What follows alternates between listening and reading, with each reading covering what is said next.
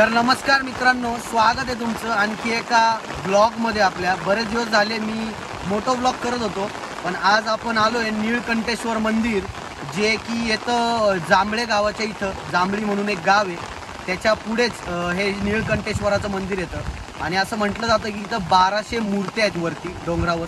तर आपल्याला इथून आता ट्रेक करून जायचं आहे वरती। आणि इथे तुम्ही जे माझ्या मागं मंदिर बघताय ते आहे शंकरराव सर्जे मामा यांचं, त्यांच्या पादुका मंदिर आहे। आणि सर्जेराव मामांबद्दल जे काही थोडाफार इतिहास आहे तो मी तुम्हाला वरती जाता जाता सांगतो। तर चला माझ्याबरोबर आता आपण जाऊया नीळकंठेश्वर मंदिराकडे। तर मित्रांनो, हे आहे ते सर्जे मामांचं मंदिर।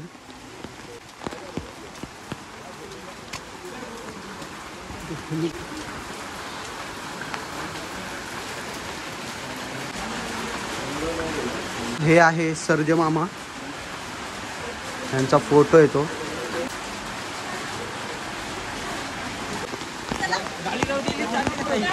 आता सर्जे मामांचं मंदिर आपण सोडलं की आपल्याला हा ट्रेक करायचा आहे, इकडून चालत जायचं आहे, जो की थेट नीळकंठेश्वर मंदिराकडे जातो वरती। आणि 30 ते 40 मिनिटं लागतात म्हणतात असं सगळे इकडचे चढायला वरती। काय म्हणता मावशी? मावशी ताक लस्सी विकतायत आणि इकडून आपल्याला वरती जायचं आहे। बघा ट्रॅक्टर, तुम्ही जर आले तर तुमच्याकडून चार्जेस घेऊन तुम्ही या ट्रॅक्टरमध्ये बसून सुद्धा वरती येऊ शकता, जर तुम्हाला चालत नसेल यायचं तर।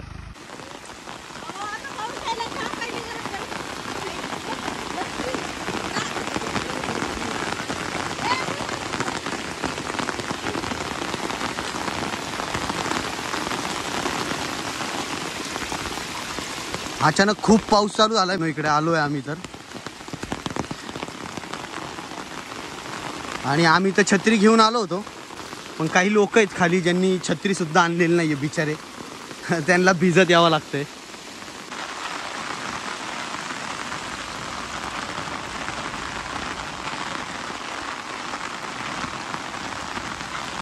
आता धुक्यामुळे तुम्हाला नीट दिसणार नाही, पूर्ण धुकं आहे आणि कंटिन्यू पाऊस चालू आहे, कंटिन्यू।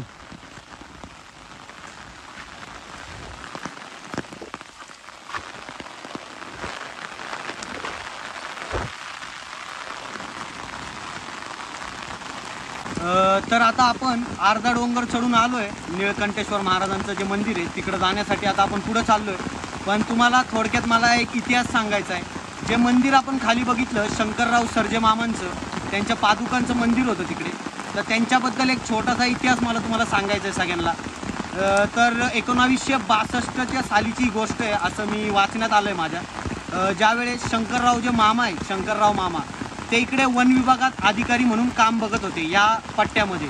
तर ते जांभळी जे गाव आहे तिकडे यायचे कायम, त्यांची बदली 35 किलोमीटर लांब एक गाव आहे तिकडे होती, तर ते फेरफटका मारायला या भागात यायचे।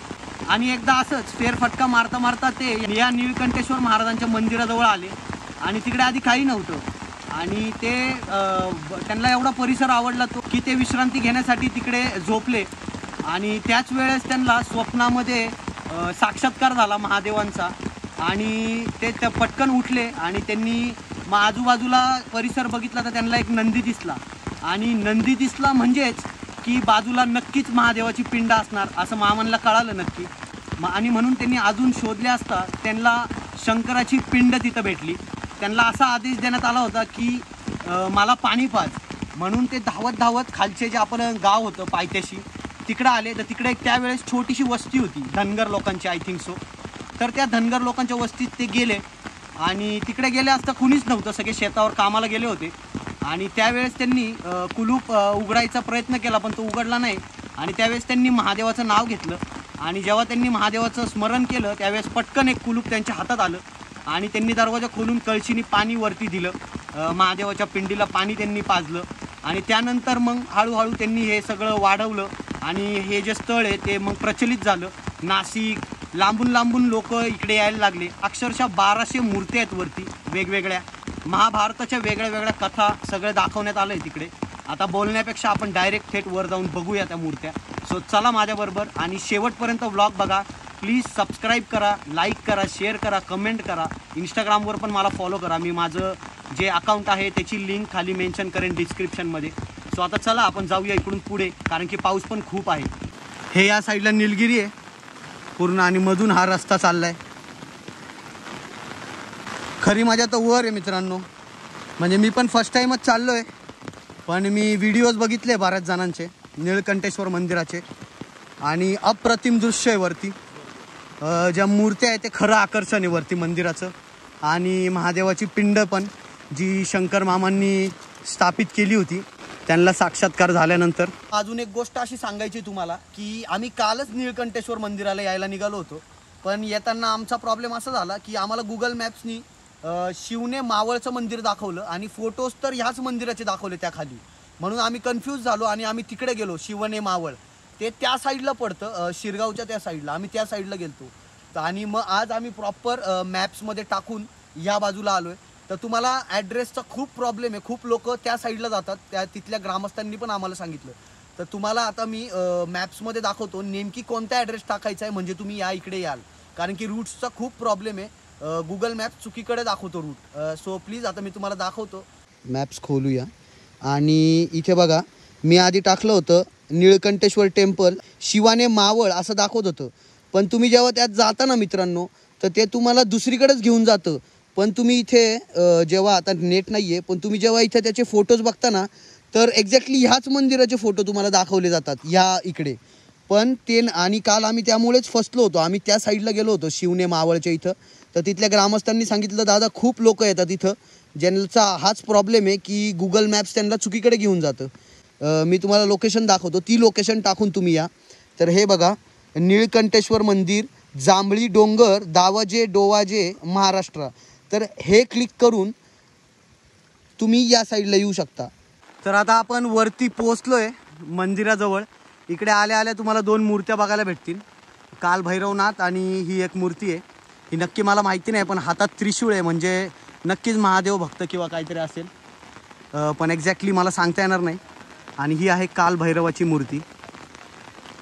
इकडून आले तुम्ही वरती की तुम्हाला असं वरती ह्या 2 मूर्त्या दिसतील आणि त्याच्यावरती तुम्हाला जायचं आहे मंदिराकडे. हनुमानजी मस्त असे निद्रा करताय तिथे, झोपलेले आहेत. खूप भल्याड अशी मूर्ती आहे. आता व्हिडिओमध्ये तुम्हाला नक्की साईज कळणार नाही, पण बऱ्यापैकी मोठी आहे.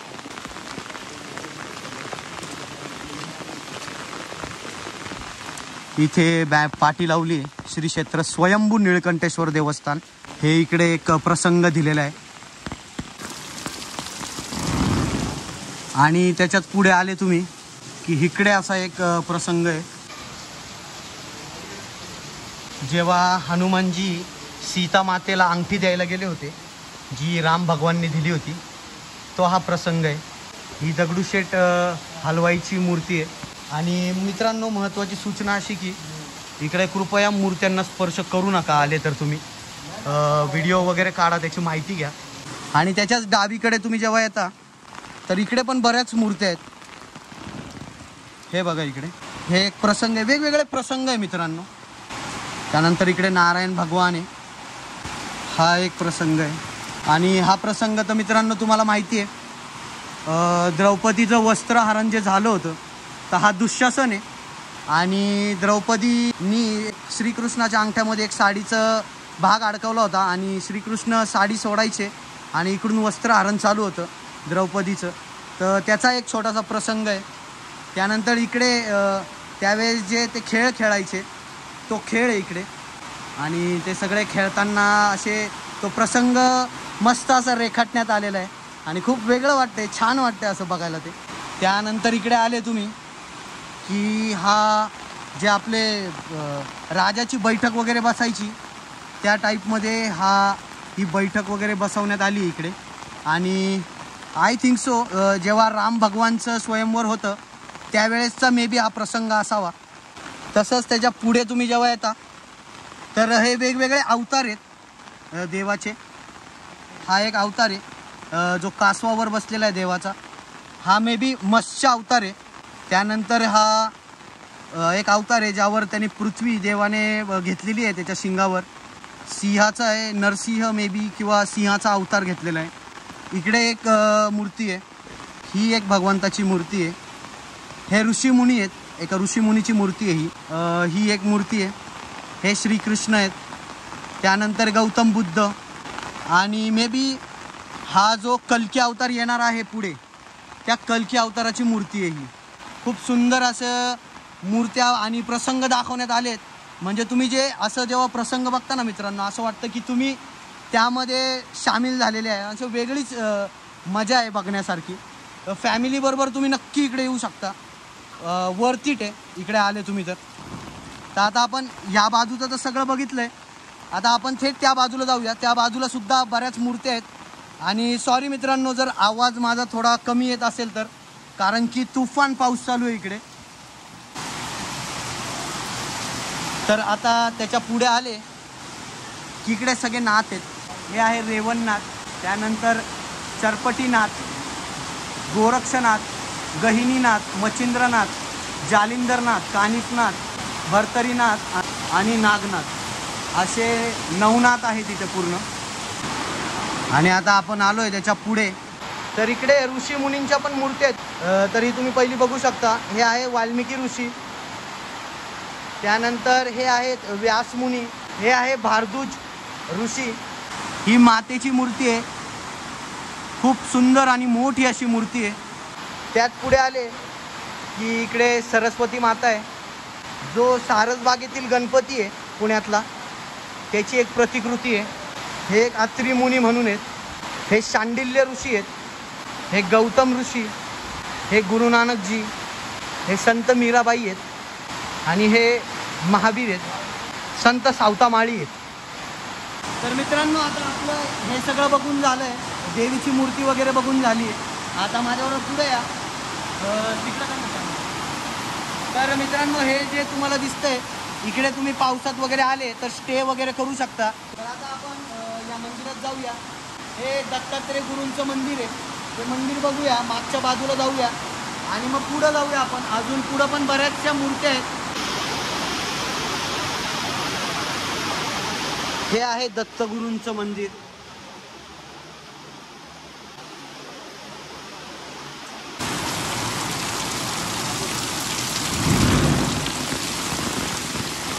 आणि मंदिराच्या मागच्या बाजूला खूप छान अशी प्रतिकृती आहे, मूर्ती आहे दत्तगुरूंची. तर चला आता पुढे जाऊया आपण. ही आहे छत्रपती शिवाजी महाराजांची मूर्ती. हा प्रसंग असा आहे की ज्यावेळेस छत्रपती शिवाजी महाराज संत तुकाराम महाराजांना भेटायला गेलते तेव्हाचा हा प्रसंग आहे. त्यापुढे इकडे एक ऋषी आहेत, त्याच्या पुढे सुद्धा एक ऋषींचंच मूर्ती आहे. तिकडे पण तुम्ही एक ऋषींची मूर्ती बघू शकता. आणि हे आहेत आपले महादेव त्यांच्या नंदीसोबत. आणि खूप मोठी अशी मूर्ती आहे इकडे, आणि ती बघायला पण इतकं छान वाटतं ना मित्रांनो. तर आता आपण इकडून वरती जाऊया. तिकडे सुद्धा बऱ्याचशा मूर्ती आहेत, त्या सुद्धा बघूया. की हे जे नीळकंठेश्वर देवस्थान आहे, इकडे नशामुक्तीचं सुद्धा खूप मोठं केंद्र आहे वरती. जर कोणाला यायचं असेल तर इकडे भरती होऊ शकतात. ते मी एक व्हिडिओ बघितला होता, त्यामध्ये एकाने असं सांगितलं होतं की जर तुम्ही खऱ्या मनाने यायचं असेल तुम्हाला इकडे नशामुक्त करण्यासाठी तर तुम्ही या. कृपया असं चेष्टा वगैरे करू नका या स्थळाची, कारण की त्याचे जे पडसाद आहेत ते खूप वाईट आहेत. मी एक व्हिडिओ बघितला होता, त्यामध्ये जो एक मुलगा होता त्याने असं सांगितलं होतं की त्यांनी असंच फॉर ग्रँटेड घेतलं आणि त्याच्याबरोबर खूप असे वाईट प्रसंग झाले लाईफमध्ये. तो इकडून निघून गेलता आणि वेगवेगळे प्रसंग झाले. तर म्हणून हे सगळं जर तुम्हाला खरंच मनापासून श्रद्धा असेल आणि व्यसन सोडायचं असेल तर इकडे येऊ शकता तुम्ही. ते पण आपण बघूया वरती जाऊन.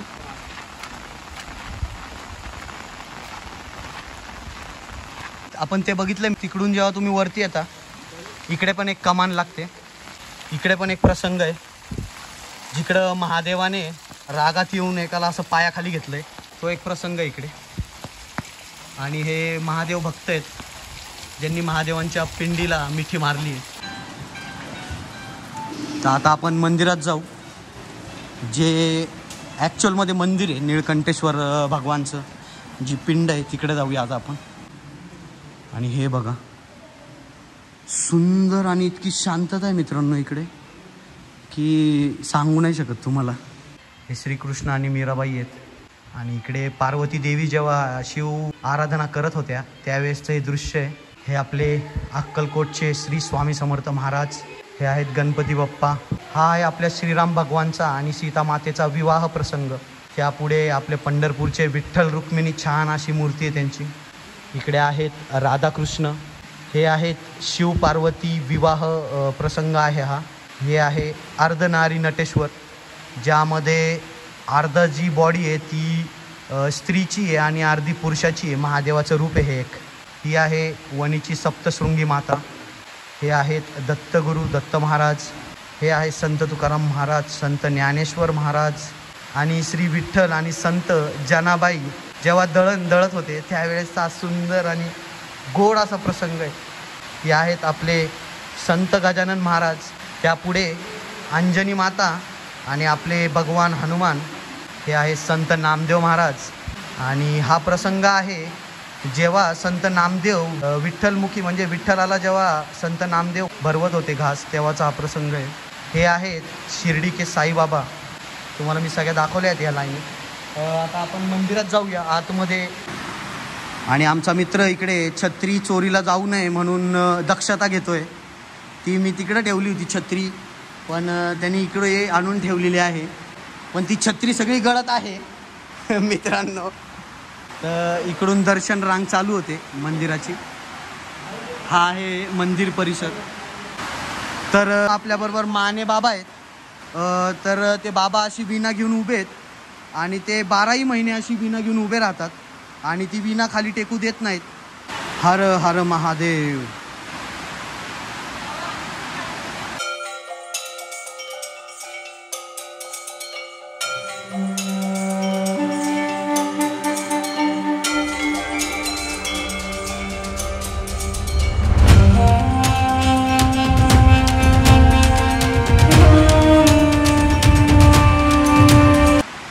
मंदिराचं दर्शन घेऊन मित्रांनो पुढं आले की तुम्हाला इकडे सुद्धा भगवान शंकर, माता पार्वती आणि गणेशजी यांची मूर्ती बघायला भेटेल. इकडे पण मूर्त्या बघायला भेटतील तुम्हाला. हनुमानजी. तर हे आहेत माता पार्वती, भगवान शंकर आणि गणेशजी. आता आपण मंदिराच्या पुढे आलोय या साईडला आणि इकडे तुम्ही बघू शकता. इकडे ताटल्या वगैरे तुम्ही प्रसाद इकडून घेऊ शकता. हात वगैरे धुवू शकता. इकडे पाण्याचे नळसुद्धा आहे. तर आता आपण घेऊया एक प्लेट आणि प्रसाद घेऊया. आमचा मित्र पहिलेच पोहोचलेला आहे प्रसाद घ्यायला. भुकावलेला आहे तो खूप आणि छान असा प्रसाद खात आहे तो. आणि हेच घेऊन आपण इकडे आलो की इकडे बसायला जागासुद्धा आहे आपल्याला टाकून ठेवलेलं आहे. तर मित्रांनो आता प्रसाद खाऊया. मी आणि माझा मित्र प्रसाद खातो आणि तुम्हाला भेटतो प्रसाद खाल्ल्यावर. हे पूर्ण आता मंदिर धुक्यामध्ये. हे बघा पूर्ण धुकं आहे अक्षरशः. की तुम्हाला दिसेल इकडे वानर सेना. हे आहेत सुग्रीव. ते आहेत भगवान श्रीराम पुढे. हे आहेत हनुमान भगवान. ते आहेत लक्ष्मण भगवान. सो असा एक प्रसंग आहे. मे बी हा बालीचा वध वगैरे तेव्हाचा हा प्रसंग असावा, कारण की बालीला त्यावेळेस मारण्यात आलं होतं. मित्रांनो धुकं खूप वाढलं आहे म्हणून काय एवढं दिसत नाही आहे. आणि ही सुद्धा इकडे एक महादेवाची मूर्ती आहे. इकडे एक मूर्ती आहे. ही कालिका माता आहे. इकडे सुद्धा एक ऋषी मुनींची मूर्ती आहे. इकडे एक मूर्ती आहे. इकडे सुद्धा आहे.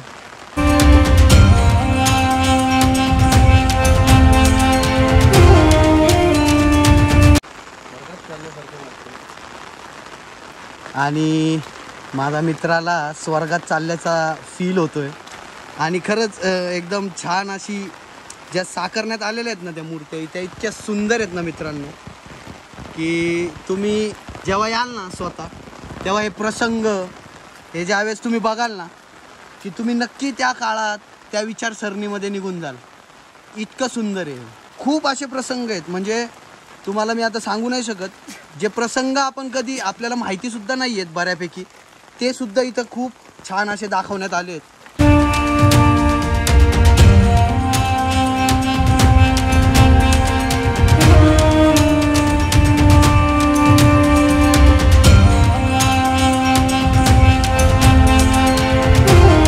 मित्रांनो ते धुकं क्रॉस करून तुम्ही पुढे आले की तुम्हाला इकडे सुद्धा मूर्त्या बघायला भेटतील। इकडे आपले विष्णू भगवान निद्रा अवस्थेत आहेत, ब्रह्माजी आहेत, सगळा देवगण ऋषीगण आहे आणि तो मस्त असा प्रसंग साकारण्यात आला इकडे।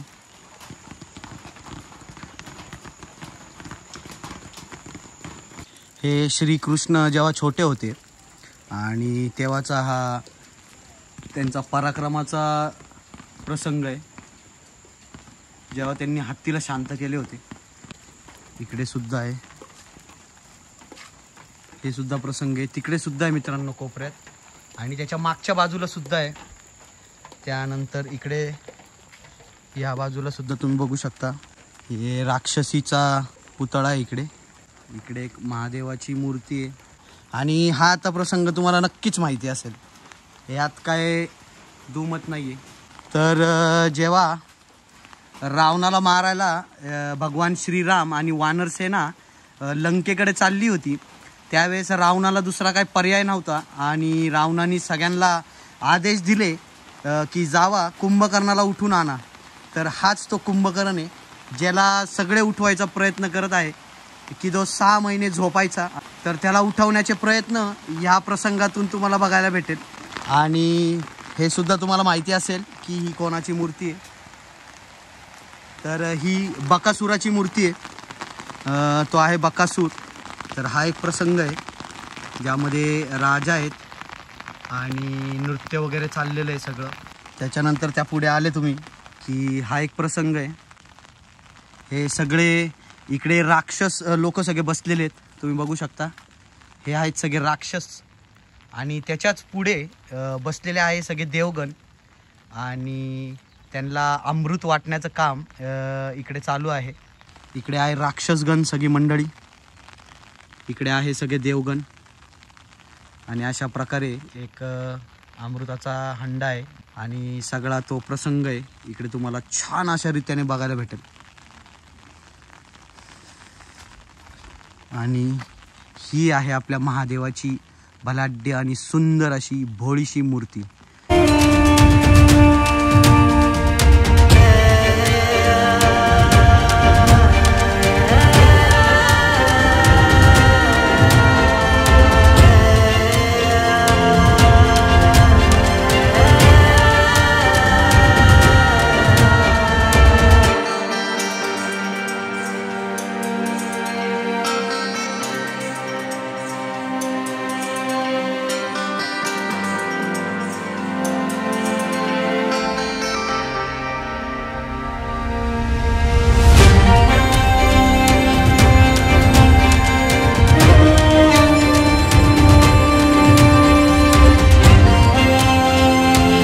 तर मित्रांनो हे सगळं होतं नीळकंठेश्वर मंदिराबद्दल आणि जी स्वयंभू महादेवाची पिंड आहे त्याचा जो इतिहास आहे त्याबद्दल सुद्धा मी बरंच काही सांगितलंय तुम्हाला।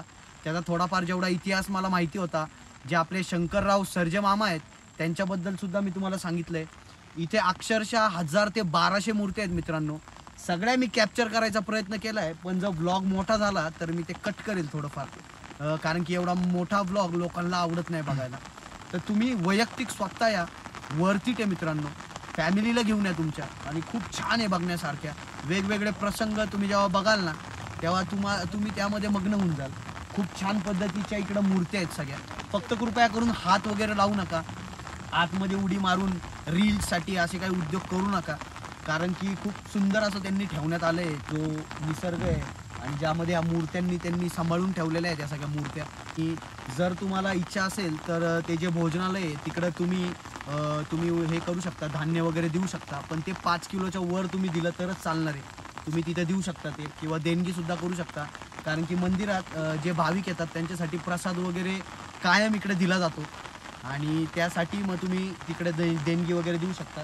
तर बस एवढंच होतं सगळं मंदिराबद्दल। तुम्हाला जर ब्लॉग आवडला असेल तर प्लीज लाईक करा, शेअर करा, सबस्क्राईब करा आणि इंस्टाग्रामवर पण तुम्हाला काही अपडेट्स पाहिजे असतील, तुम्हाला काही विचारायचं असेल तर तुम्ही तिकडे फॉलो करू शकता। डिस्क्रिप्शनमध्ये मी त्याचीसुद्धा लिंक देईल। तर मग चला भेटूया तुम्हाला पुढच्या व्लॉगमध्ये, तोपर्यंत राम राम मंडळी।